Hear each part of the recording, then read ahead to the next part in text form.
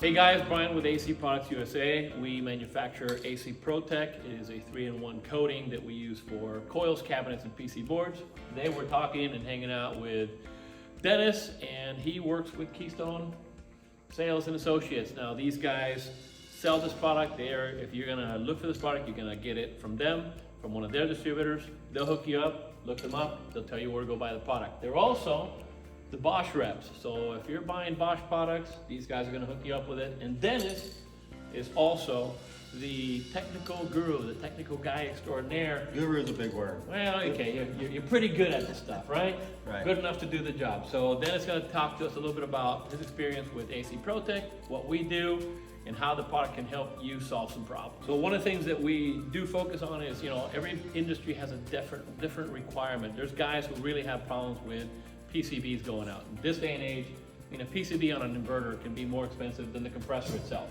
Used to be, that was 15 to 2 grand. Yeah, that was like the expensive part was the compressor, now it's the PCB. So, how would you like to protect that PCB? Get some peace of mind from, getting that thing to last for you.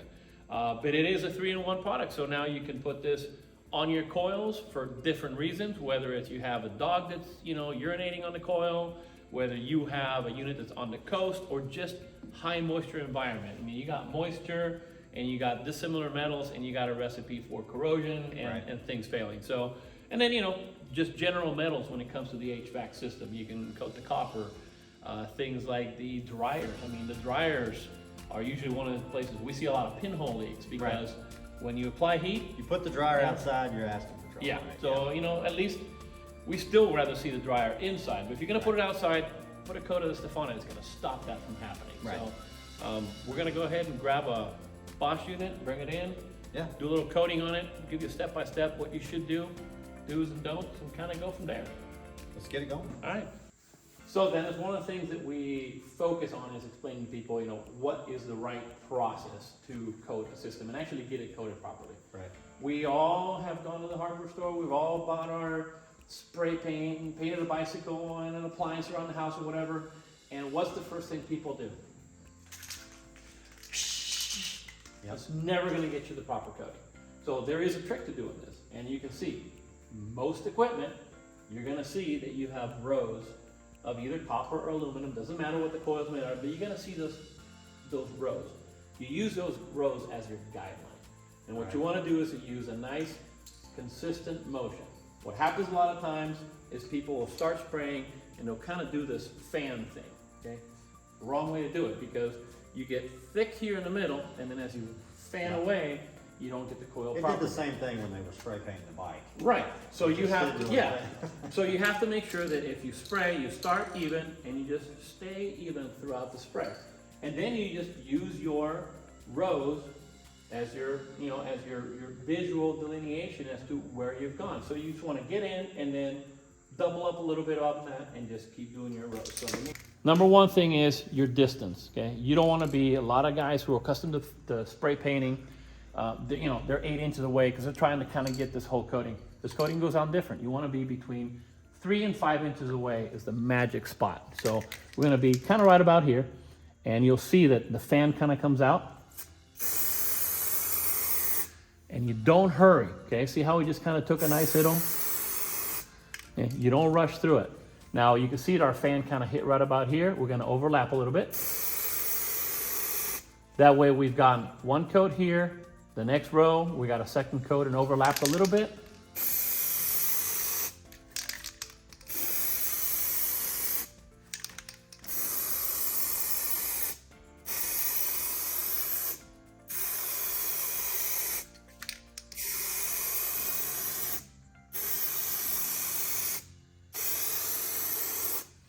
Let me give you a little pro tip. The way this is designed, we actually have, there's a little tube that drops all the way down the bottom of this, okay? When it's nice and full, it's great, you can tip it. But when the can is getting empty and you tip it, you start sputtering. So if you're gonna do any of the lower parts, do those first. Oh, nice, So kind of concentrate on, if the can's gotta be tipped, do the low part first. The thing about this is, product is non-conductive once it dries. It is this is a solvent-based product. It is a flammable product. Right. So if you're working on a new unit before it goes in, great, it's pretty easy. Just make sure you cover any terminals that you have to land. But if the unit's already in place, I mean, this is a great part about this. You can do this in situ. You know, maybe you're installing a brand new unit for a customer, but they got an older unit that they'd love to protect too because it's only a year old. Right. You can do this on site. Basically, you know, turn off the power. If it has to unload, make sure the unit unloads.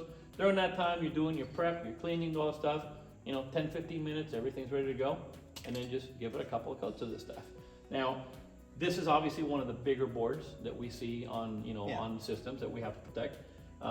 And you do have problems with creatures that are exothermic creatures, such as lizards, okay? Right. Those guys love to climb behind the board. That's a problem too, because you have all the solder connections. Right. And the creature's, you know, little moist body, you know, will ground out, and that's the end of that. So you do want to, if you're doing a job right, you're gonna take that board off, you're gonna give it a couple passes on the back of the board, on the back of the metal, put the board back on, then you do 3 coats on the top. Right. You're good. You are gonna save that from, you know, most creatures that are gonna get in there. Anything with a heat paste, heat sink block, are we wanting to cover those? Well, if you got a heat sink, like I said, the product is conductive to heat, just non-conductive to electricity. So it's gonna allow the heat to flow. You can coat a heat sink. We can coat pretty much anything on here. So pull it off, you got the pad where the paste would normally go. If you get, So we you don't, still we don't want- have to cover that with. Right, you don't want, because that's still Okay. making contact where it has to make contact. Gotcha. Because it is an insulator, it's not gonna allow, you know, I gotcha. that heat paste to do its job. So you don't want that, you do want that gotcha. heat paste to do what it's gotta do. Okay. Okay, so now, I know you do 3 different ways. There's a lot of right ways to apply the coating. Well, they're all different boards too. They're all different boards, but what I like to do is I like to do kind of a horizontal pass first, kind of side to side till I get it all coated. Right. Then my next pass is gonna be a vertical pass up and down. Then my third pass, I'll either kind of get into it at an angle or just kind of do a circular pass on Okay. it to get it all coated. That way I know it gets into all the important parts. If you really want to get super well coated, then you can spend a lot more time on it. But usually within 15 to 20 minutes, you can do a board, put it back together. Right. If you're talking mini split, you can do a one-time mini split. When you're good and fast at it, about hour and 15 minutes, you do the whole thing. And that's stripping it down and powering back up. Now I have looked at, you know, if we're talking Bosch, all their condensers are the same size, within a few inches. 3 ton, 5 ton, all the same. So probably looking at 3 cans. Easily. You think? If Okay. that's about right, you know, because you do have, Unless you know, you're heavy-handed, I guess. and that's okay. Right. The product is very forgiving when it comes to that stuff. That's a full coating. That's a full coating. Now you're doing everything. Fan You're blades, doing motors, the coils, right. the motors, every part of all the copper inside. You're going to protect Right. because the copper, you know, copper fails too. Right. You know, and that's actually a good time to see if there's any copper rubbing from the factory. You know, separate everything before you paint it, and you know, catch everything. Right. One of the things that this is going to do is going to stop galvanic corrosion. That's when you have dissimilar metals, which happens on every one of these coils. You got copper tubing. Sitting in the bottom. Yeah, well, you got copper tubing, you have galvanized plate at the end of those U-bends, and then you have aluminum fins. Right. Dissimilar metals and moisture. That's just the recipes for disaster. So you're gonna stop that with Still have that in 2024. Yeah. I think we could get it right. Yeah, I guess so. All right, so let's do some. So we'll do a little bit of coating the PCB. Okay. All right. Now you're gonna see that I shake the can a lot. Okay. That is just to make sure that all the components inside are always blended well together. If you shake it the first time for 30 seconds to a minute, you're usually pretty good. My habit is every couple of passes, I just give it another shake. That way I make sure that all my stuff is always blended perfect every time it goes in. Remember, it's all the components working together Right. that make this coating work. Okay. Do you have a piece of tape? Or does it, well, I guess I just won't Yeah, take you're this good. down here, okay? So on this particular PC board, your power comes in through here. So we really don't have to tape off anything. If we get some of the coating up in these lugs, not a problem. Your connections are down here. So as long as you don't get inside of those connections, you're not gonna mess anything up. So. We probably should coat that. Because that is a communication port, right? To talk to the equipment? No.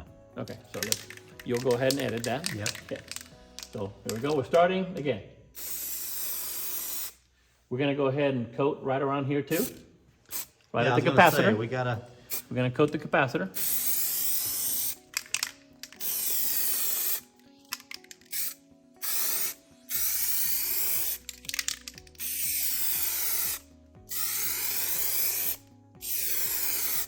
Now, just because I've got a coating across this fuse right here, it's not gonna affect anything on that fuse. That fuse is already connected through. It's when we try to take a reading off of the fuse that you're gonna notice that suddenly there's no reading because the coating is non-conductive. So we obviously did our first coat already. That coat is dry to the touch. That's what you really wanna have, okay? So we're gonna do our second coat now, and we already went horizontal side to side. We're gonna go vertical on it. And that's just gonna give us an opportunity to make sure we catch other parts of the coil or of the PCB. Now, when we apply this product, just because you're the technician that came in and applied it, doesn't mean the next guy is gonna know what you did. So we actually have a little warning label letting the techs know that if they gotta take a reading, there's gonna be an issue. They're gonna not get a reading. So the best way to do it is they can scrape a little bit of the coating off the terminal they're trying to get a reading on, they'll get their reading. But otherwise they're gonna get a bunch of zeros. So, and you can place this anywhere, it has to be kind of somewhere where it's easy to see. This particular unit, it'll end up right there, right behind the panel. So as soon as the technician opens it, they'll see that warning. Are they gonna read that warning? We don't know, but at least we're giving them a warning so that they know what to look for. If it's anything like the install manual, we're in bad shape. Some people read it, so we'll put that guy right there.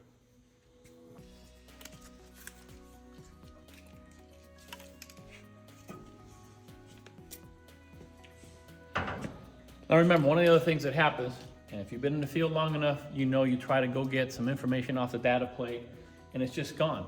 The sun has just completely, bleached it out. You can put this product on there, it'll help maintain that. Some of the older faded ones, you can put this on there, it'll actually make them pop back out. Nice. So we're just gonna do a little section right here on the data plate. And we'll normally do this when we're doing our final coat on the whole unit, but we'll wanna do a little coat now and then we'll just come pick it up. All right, so I showed you a little bit about how to do the outside. You do wanna catch these coils from both the inside and the outside. There's a couple of little tips you need to know. Now, not every motor is gonna have a nut on it, but a lot of your outdoor condenser motors just have a shaft. What happens when you're trying to remove that fan blade and replace that motor? That shaft is just rusted solid. So you take that new shaft, give it a coat of this stuff, and then all you gotta do is wipe it down with thinner, and that fan blade's gonna come right off. So it's just one of those little preventative things you can do. If you have plastic fan blades, which you're gonna see in a lot of mini splits, certain brands of equipment have condensers and commercial equipment with plastic fan blades that are affected by UV light. Give those fan blades a coat of this stuff. It's gonna protect them and keep them from flying apart and destroying the coil and giving you a leak that you didn't want, right? So, what I wanna show you some of the things that you need to make sure you do when you frame the inside of the unit. And remember I told you, you can coat all of the fins because you're gonna help, it does not stop the heat rejection. So this fin bank right here, which is your, to reject the heat from that PCB, we just go ahead and coat it, protect that thing, okay? Get in there and get it as deep as you need to.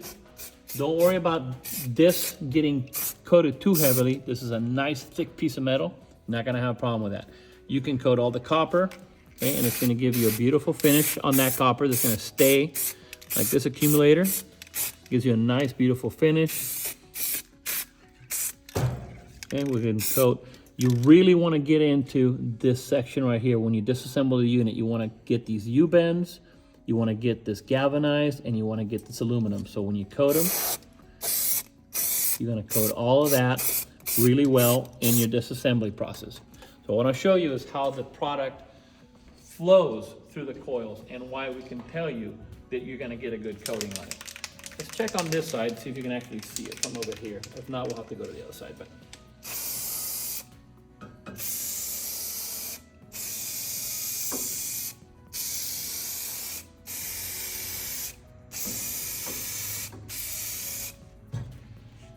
so what you're seeing right there is the product going on the leading edge of the fan, flowing through those fans and getting through the outside. So you're coating the unit completely.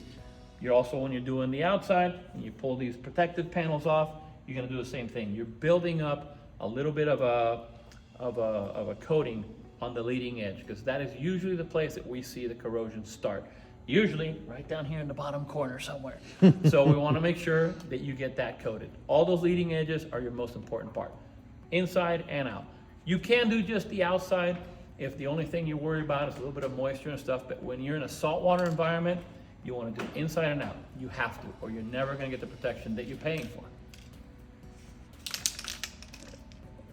So we keep talking about the outdoor, right? Air handler, pull through. Absolutely. This is a Bosch 15 series air handler. We do have a PSC motor, but the constant torques, ECM motors, moisture. You know, we had a problem with that back in the day. They've gotten a little better, but this board sitting in here, depending on the brand, what do you think about that? Oh, it's actually, it's anywhere where you're gonna find moisture, high humidity, and all that kind of stuff. So everything from coil pans that disintegrate within a few years because they're sitting in a horizontal position and they're just full of water all the time. You can coat those pans before the installation. You can slide that coil out, coat the pan, coat the entire coil inside, out, back.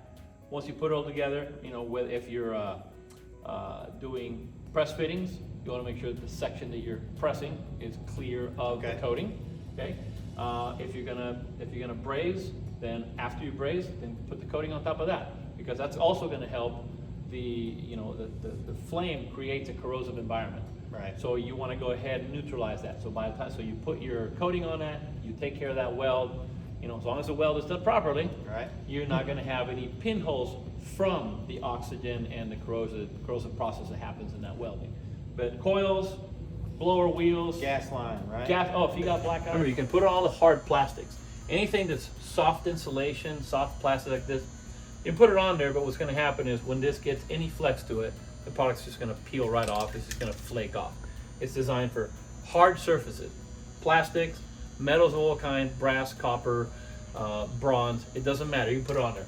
Hard PVC, anything that's going to have a hard surface, you can put this on. It actually has quite a bit of flex to it, so it'll retain the flex when you have the expansion and contraction of the pipes, of heat exchangers, of coils. That's the way this product was designed. A little bit on there. Oh, remember, if you have black iron pipe, you've plumbed all your gas to this, you can coat that gas pipe to keep it from rusting. Now, you don't need to coat the entire line, but maybe the service areas where you got it coming right to the valve, right to the furnace, right to the flex line. Coat that pipe. You're going to protect that. You're giving your customer extra peace of mind.